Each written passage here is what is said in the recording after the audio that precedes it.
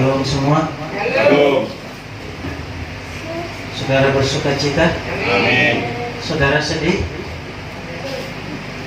Tidak. Sayang ya.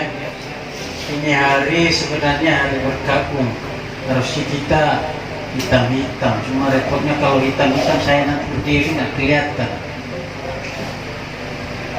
Bapak saudara yang kekasih dalam Tuhan, ini merupakan hari yang sangat bersejarah dalam kehidupan kita. Bahkan di tengah-tengah dunia ini, dunia hari ini, dan hampir semua dunia, hampir semua manusia tahu bahwa ini hari yang sangat bersejarah, di mana Yesus disalibkan dan Yesus mati hari ini. Bahkan sore pun juga Yesus sudah harus dimakamkan karena besoknya sudah perayaan Paskah. Kalau di dalam hari di mana Yesus itu mati.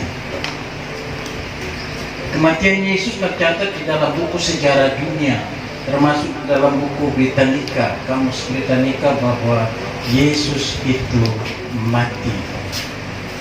Sebab itu di dalam kalender Yahudi pun tercatat bahwa ini adalah Jumat Agung.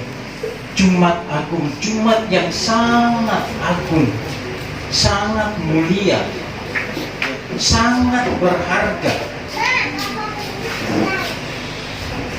Ini Jumat yang sangat dan semestinya dan seharusnya orang Kristen dalam situasi dan kondisi apapun harusnya ada di rumah Tuhan hari ini. Tidak ada alasan apapun, tidak ada situasi apapun yang harus menghalangi. Karena ini dikatakan hari Jumat Agung, Jumat yang sangat mulia. Pekerjaanmu dibanding dengan kemuliaan Tuhan hari ini tidak ada bandingnya. Kedudukanmu tidak ada bandingnya, kekayaanmu tidak ada bandingnya, kebaikanmu tidak ada bandingnya. Yohanes pasal yang ke-19 ayat 28 sampai 30. Ketemukan, kita baca bersama-sama karena ini 3 ayat dalam hitungan yang ke-1. 3, 2, 1. Yesus mati. Sesudah itu, karena Yesus tahu bahwa segala sesuatu telah selesai, berkatalah ia, supaya genaplah yang tulis dalam kitab suci, aku haus. Di situ ada suatu bekas penuh anggur. Maka mereka mencucukkan bunga karang yang telah dicelupkan dalam anggur asam pada sebatang hisop, lalu menunjukkannya kepada mulut Yesus. Sesudah Yesus meminum anggur asam itu, berkatalah ia, sudah selesai. Lalu ia menundukkan kepalanya dan menyerahkan nyawanya. Amin. Itulah saudara yang saya kasih dalam Tuhan tadi, bahwa ini Jumat Agung. Dari semua hari Jumat dalam sepanjang tahun, dari tahun ke tahun, dari hari ke hari, ini adalah Jumat yang satu kali kita peringati, kita ingat dalam kehidupan kita. Yang kelihatannya sepele, kalian kecil, Tuhan izinkan terjadi supaya apa? Kita menjadi manusia yang tidak sombong. Manusia kalau tidak mengalami tantangan, manusia kalau tidak mengalami masalah, manusia kalau tidak mengalami kekurangan dalam hidupnya, kira-kira selalu bersyukur enggak sama Tuhan? Kira-kira selalu ingat Tuhan enggak? Tidak. Dia akan merasa, oh, saya nggak pernah sakit web. Oh, saya nggak pernah kekurangan beras. Apalagi dompet nggak akan pernah. Nggak ada duitnya di dalam. Paling susah dilakukan adalah peraturan firman Tuhan. Firman Tuhan, segala sikap kehidupan kita diatur. Tapi saudara perhatikan, apa yang dilakukan oleh Tuhan adalah ketaatan yang sempurna. Tuhan tahu semuanya, tetapi dia taat dalam kesempurnaan itu. Dia sempurna dalam ketaatan itu untuk melakukannya. Karena dikatakan di sana supaya genaplah yang ada tertulis dalam kitab suci. Kayak doanya dia bilang, Bapak kalau bisa cawan ini lalu. Saudara kalau sakit kalau bisa cepat-cepat. Saudara kalau sakit cepat-cepat apa? Kan dua aja pilihannya di situ. Mati. Hanya dua jawabannya di situ. Kalau saudara sakit itu jawabannya apa? Inginnya apa di situ? Pilihan itu dua, tidak tiga. Jangan seperti anak-anak muda di sekarang. Ya, hidup atau mati, atau rumah sakit atau kuburan, atau karena tidak ada mau ke rumah sakit. Sekarang kalau di situ ketika Anda sakit, Anda berdoa, pilihannya cuma berapa? Dua toh? Tapi yang paling banyak saudara dan saya pilih pasti yang itu. Cepat sembuh. Makanya ketika saudara berdoa, Tuhan sembuhkan dia, pulihkan dia, tidak ada yang pernah dengar itu. Biar dalam grup hamba Tuhan ketika ada yang masuk rumah sakit, tidak ada yang berdoa di situ. Tuhan Yesus tolong cepat kembali ke pangkuan Bapak di surga. Yang ada di situ cepat dipulihkan, disembuhkan. Tuhan tolong, Tuhan Allah yang perkasa, Allah yang ajaib, Allah yang menyembuhkan, Jehovah Rafa, banyak. Semua bahasa Alkitab keluar karena mungkin karena pendeta yang sakit. Umur 30 zamannya Tuhan Yesus ini umur masih pemuda. Masih baik, karena umur mereka kan di atas 100 tahun. Masih muda, masih dikatakannya mungkin kalau zaman ini anak remaja lah. Masih senangnya main-main, masih baik, gagah-gagahnya dia. Masih tingkat-tingkat SMA barangkali. Tapi ini sudah harus mengerti. Pasti bapaknya berkata, aku sayang di balik saya. Tapi para musuhnya senang apa sedih? Senang. Kalau bisa cepat-cepat lah gitu ya. Jadi saudara yang kekasih dalam Tuhan, di mana seorang pemimpin, di mana orang yang benar, di mana orang yang jujur, orang kalau bisa cepat-cepat pergi. Nggak usah kita terlalu memikirkan yang panjang tentang peristiwa Tuhan Yesus yang zaman 2000 tahun lebih yang lalu. Zaman sekarang saudara saja, bagaimana orang-orang yang melakukan dan taat kepada hukum, jujur dalam pekerjaannya, nyaman dan tempatnya.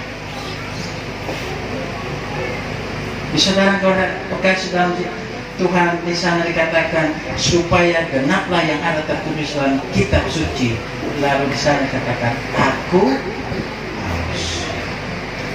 Di situ ada suatu bekas penuh anggur asam, maka mereka mencucukkan bunga karang yang telah dicelupkan dalam anggur asam pada sebatang hisop, lalu mengunjukkannya ke mulut Yesus. Kasih dalam Tuhan, kalau di lingkungan kehidupan kita, ketika di akhir-akhir hidupnya yang sudah susah dengan kondisi seperti itu, kita selalu memberikan yang terbaik. Betul ya? Karena orang berkata kasih makan yang enak-enak, sudah kasih. Karena tidak selamanya hidup di situ sudah susah. Makanya saya pernah katakan di waktu-waktu yang lalu, ketika anak kita sakit, istri sakit atau suami sakit atau orang tua kita sakit, apa yang ditawari kepada mereka? Nak, mau makan apa nak? Nanti aku belikan. Bilang aja. Saudara besok ke rumah sakit, bawa apa? Ada orang dioperasi, datang bawa buah, datang bawa mie ayam, datang bawa ayam goreng, ada lagi beli nasi padang bawa. Bawakan yang sakit. Kan yang dikatakan, ayo kita bawakan yang jaga, bukan begitu ya? Ayo bawakan yang sakit. Begitu sampai di rumah sakit, letakkan. Yang mau makan siapa? Yang sakit aja pasang infus sana sini. Jaga yang makan. Kalau begitu nanti ada anggota yang dia kan nggak usah bawa apa-apa. saudara Anda sakit datang, aduh, kamu kenapa sakit? Mau makan apa? Coba kalau sehat begini, lagi makan-makan lahap, ada yang enggak ditanyain? Kamu mau makan apa? Nanti aku belikan. Jangan kan mau ditawarin. Minta dibeliin aja, jawabannya apa? Beli uang. Uang. Ini kan lagi Ramadan, setiap sore itu ada apa namanya? Takjil. Ada uang. Begitu anaknya sakit, pas tidak bulan Ramadan, waduh, coba pas Ramadan itu ya. Jadi kita takjil, nah, wah, bisa menunda. Kita manusia bikin terbalik aturan. Maunya ketika sehat beli yang enak. Makanya Tuhan bilang, ketika engkau masih hidup nikmati hidup. Jangan sudah dokter larang-larang baru kita doa. Begitu datang, jangan makan yang begini. Wah, kata dari ketaatannya itu dia duduk di sebelah kanan Bapa.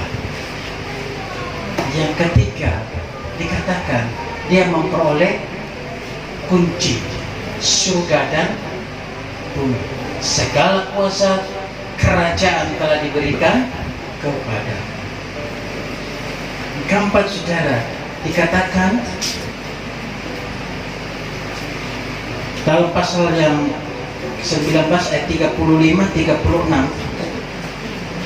dan orang yang melihat hal itu sendiri, yang memberikan kesaksiannya dan kesaksiannya benar, dan ia tahu bahwa ia mengatakan kebenaran, supaya kamu juga percaya sebab hal itu terjadi, supaya genaplah yang tertulis dalam kitab suci, tidak ada tulangnya yang akan dipatahkan.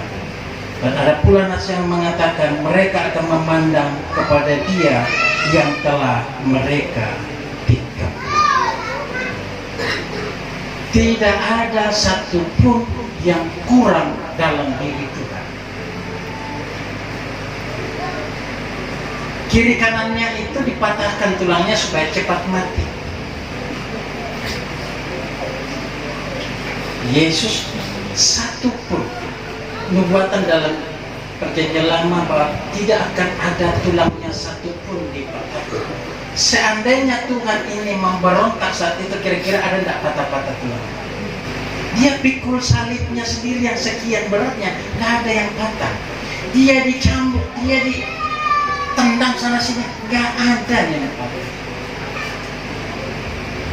Artinya saudara dan saya, sekalipun dalam kehidupan kita ini tetap akan mengalami aniaya, tetap akan mengalami derita, Tuhan akan pulihkan. Yesus sendiri dalam Tuhan pulihkan semua orang, satu pun tulangnya. Artinya ketika kita hidup benar di mata Tuhan, satu pun dalam hidup kita tidak akan kekurangan. Tuhan menjadi jaminan seutuhnya bagi kita. Tuhan memberikan jaminan sepenuhnya bagi kita. Maka itu saudara kita dalam Tuhan setia sampai mati.